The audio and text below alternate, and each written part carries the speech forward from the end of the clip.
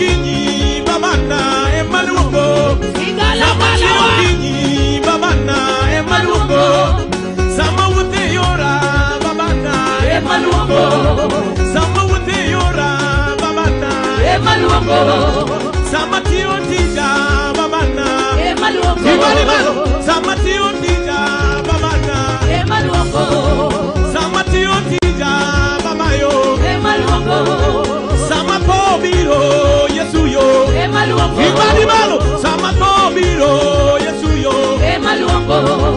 Sama pobiro Yesuyo emaluongo. Sama kuyo biro Yesuyo emaluongo. Sama kuyo biro Yesuyo emaluongo. Sama kuyo biro Yesuyo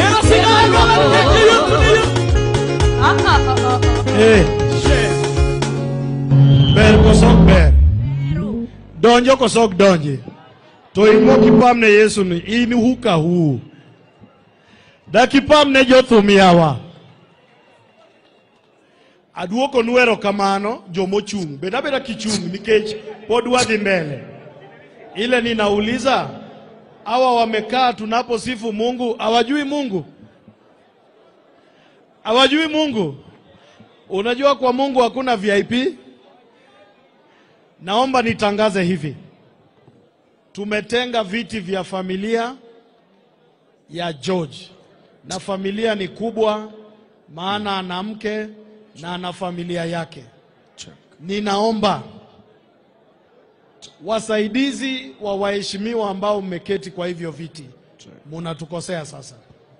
Vile vile kuna viti vya familia ya Jaramogi Oginga Odinga, aliyekuwa makamu wa rais wa kwanza wa Jamhuri ya Kenya. Kuna nafasi ya familia yake. Ni kuombe kwa heshima kuu, ukiwa wewe ni msaidizi wa kiongozi wowote, ondoka sehemu hiyo. Kiongozi kama ni mbunge, serikali imetumia pesa ikampeleka Kenya School of Government kusomea kitu inaitwa protocol. Kwa hivyo anajua mahali ya kukaa. Hiyo sio kazi yako. Viti vya familia ya Jaramogi Oginga Odinga, makamu wa rais wa kwanza wa Jamhuri ya Kenya, visalie wazi. Na hiyo heshima idumu. Watumishi wa Mungu, mukiangalia kwenye runinga hii, mutaona kwamba mwili ya ndugu yetu George uko njiani. Utakapofika tutaanza misa rasmi. Niombe kushukuru na kutambua uwepo wake katibu wa masuala ya ndani ya kitaifa, Mheshimiwa Raymond Omolo, ambaye amefika hapa. Asante.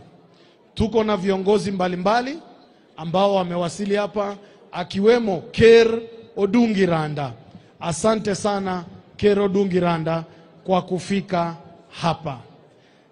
Wakati praise and worship wanapiga tama la maji, naomba musichoke, tuende